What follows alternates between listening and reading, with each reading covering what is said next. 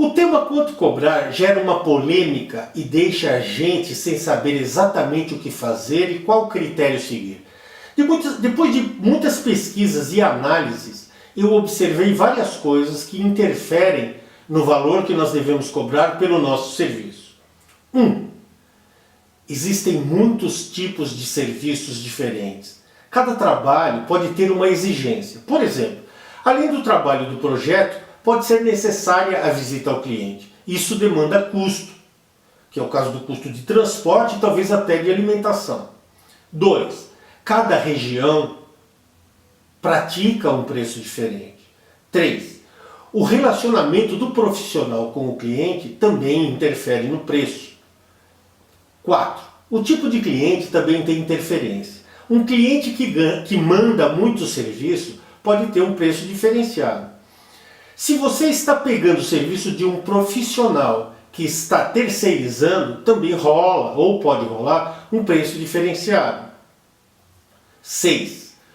Muitas associações e entidades de classe publicam tabelas de preços que também não são seguidas. Conclusão: não existe uma tabela de preço no mercado que possa ser adotada por nós sem corrermos riscos. Mas então, quanto cobrar? Uns cobram por metro quadrado, outros por prancha, outros pelo projeto, outros pelo tipo de desenho e por aí vai. Depois de muitos anos vendo esse tipo de coisa, gente ganhando bem, gente ganhando pouco e gente não ganhando nada, eu posso dizer que isso depende muito dos seus custos. Por exemplo, se você tem um escritório com vários funcionários, seu custo é 1. Enquanto se você é um freelance e trabalha em casa sozinho, seu custo é outro, mas sua produção também é menor. Assim, a maneira mais adequada de calcular o preço de venda do seu serviço está estruturada em 3 itens. 1. O preço de mercado. É importante conhecer o preço de mercado que é praticado na sua cidade ou na sua região, pois você não pode cobrar abaixo desse preço para não se desvalorizar ou então não desvalorizar a classe.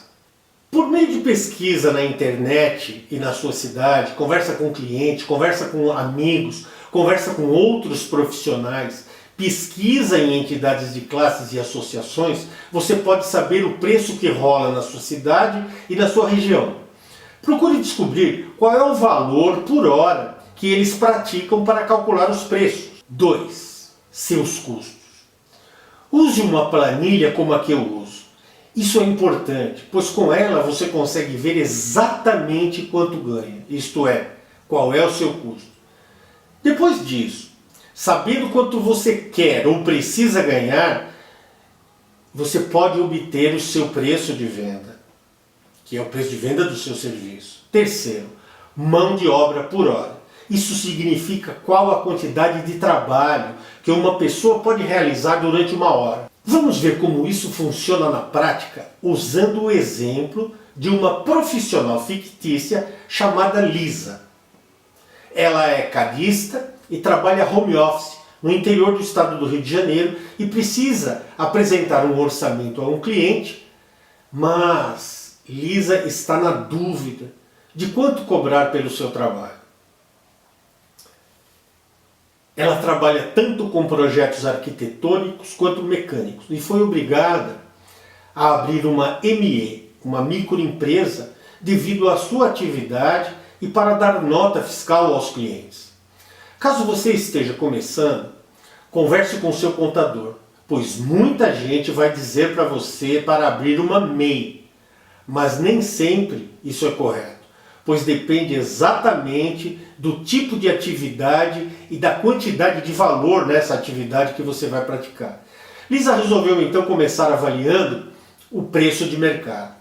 Ela fez pesquisas na cidade dela com os amigos, pelo telefone, visitou alguns clientes, participou de grupos no Facebook e chegou à conclusão que na sua região os profissionais cobram em média R$ 75 por hora, mas os orçamentos são apresentados pelo projeto finalizado. As horas servem para efeito dos cálculos. Aí pintou uma dúvida. Nessa altura do campeonato, Lisa não sabe se deve calcular a hora dos seus serviços em R$ 85 para ganhar mais, em 75 para se igualar ao mercado ou 65 para ter mais serviços. Para não correr risco de cobrar muito baixo e ter prejuízo, ou cobrar alto e não conseguir cliente, Lisa decidiu analisar seus custos usando a nossa planilha. Na realidade, uma ação muito inteligente, não é? Agora eu quero pedir a você que abra a planilha que você baixou, aquela que eu uso e disponibilizei para você. Dá uma pausa no vídeo e volte quando a planilha estiver aberta. Veja, Lisa percebeu que a planilha tem 4 áreas com cores diferentes. Azul para os custos, laranja para a capacidade produtiva, cinza para o markup e verde para as horas de execução do projeto. Ela observou também que os custos fixos, despesas, e os custos fixos Prolabore mais funcionários de encargo dessas 2 áreas azuis são custos mensais. E começou então a preencher a planilha digitando onde estão os valores em reais.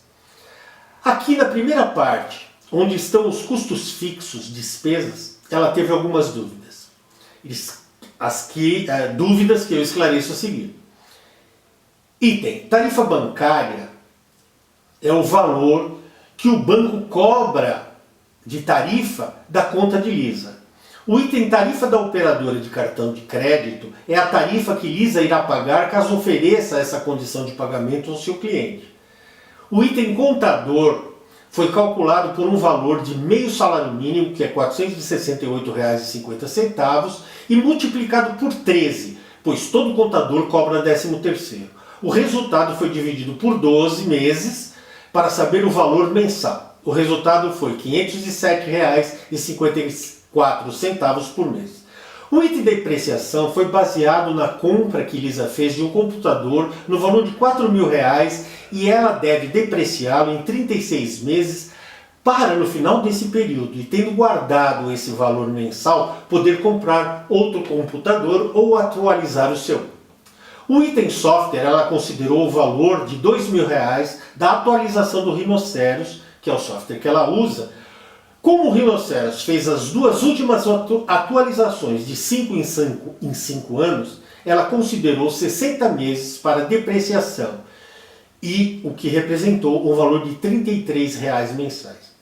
Ao final, Lisa conferiu que sua despesa mensal é de R$ 3.042,54.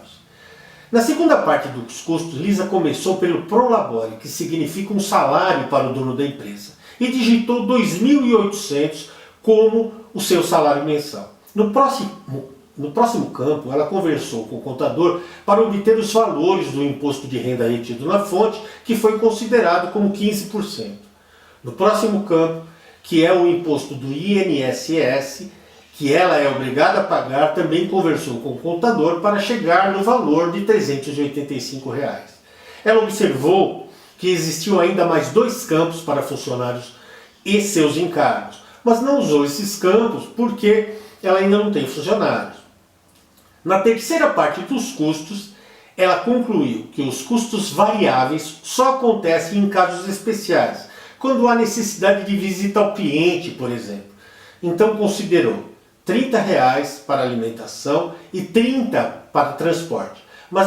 Mas observou que se precisar terceirizar parte do trabalho, também existe um campo para isso na planilha. Verificou que também o campo Outros existe para considerar outros gastos que podem acontecer com o trabalho.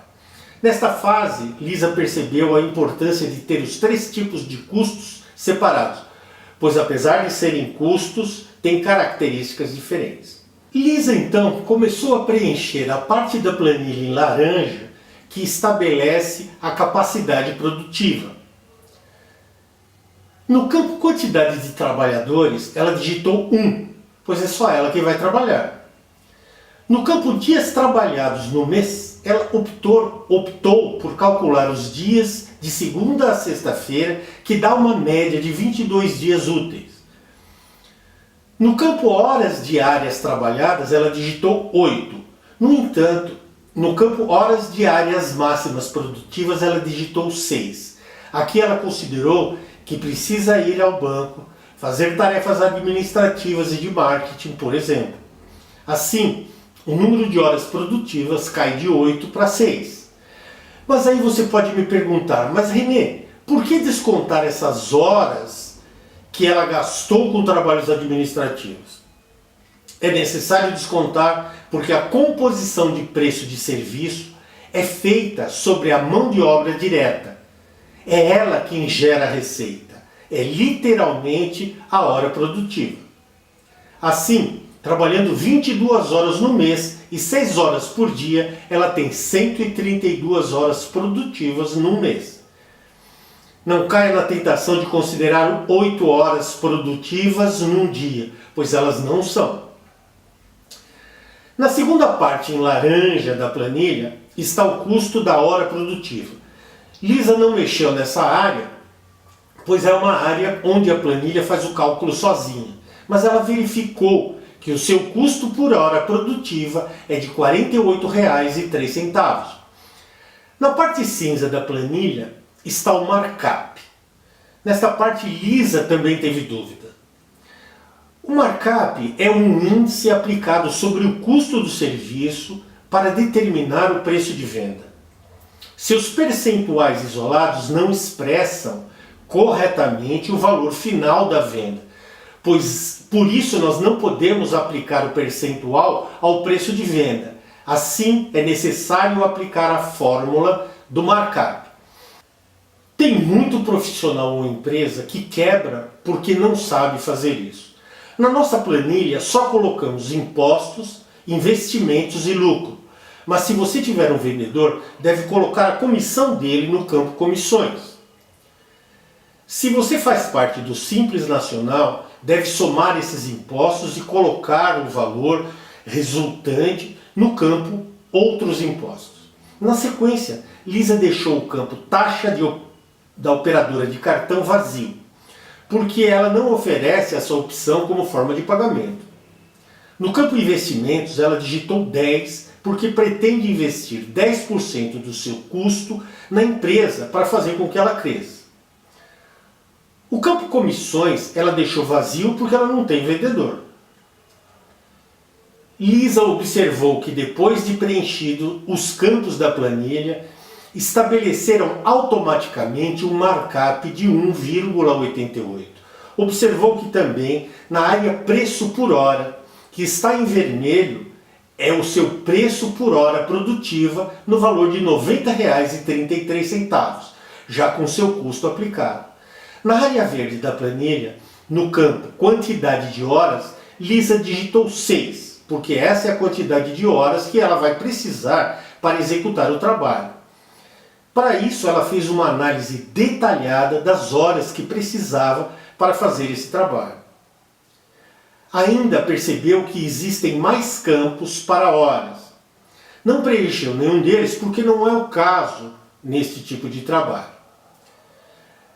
Mas aí, você que está começando pode me perguntar, mas Renê, como eu vou saber quanto eu posso produzir por hora? Vamos lá. Eu te aconselho a praticar em projetos que servirão de portfólio, pois você vai ter de fazer esse portfólio de qualquer maneira. E por que não usá-lo para isso? Faça estudo com projetos de nível básico, intermediário e avançado. Isso vai te dar habilidade e uma visão mais clara de quanto você produz por hora e ainda completa o seu portfólio, que é um assunto que eu trato mais adiante aqui no workshop. Posso te dizer com garantia que esse processo é o treino antes do jogo. Com isso, Lisa concluiu que deve cobrar R$ 90,33 por hora, como mostra a tabela. Mas, como o valor de mercado é R$ 75, ela achou que pode não conseguir fechar o negócio. Para ajustar seu preço, Lisa alterou seu prolabore para R$ 2.500 e seu investimento para 5% e ainda dispensou o trabalho da faxineira. seu preço por hora passou para R$ 73,45. Conforme ela alterava os valores, observou que a planilha recalculava os valores automaticamente. Lisa percebeu que poderia ser competitiva sem ter prejuízo. Mas, para concluir isso, ela observou que foi necessário avaliar qual era o seu custo e quanto pretendia ganhar. O valor que ela vai passar para o cliente é de R$ 602 e não o preço por hora. Essa é a filosofia correta da elaboração de custos, preço de venda de serviço. Se você está gostando desse workshop, eu gostaria de te pedir uma coisa. Compartilhe com seus amigos. Assim, nós podemos ajudar muita gente a cobrar o preço justo e ter lucro com o seu trabalho. Eu vejo você no próximo vídeo. Até lá!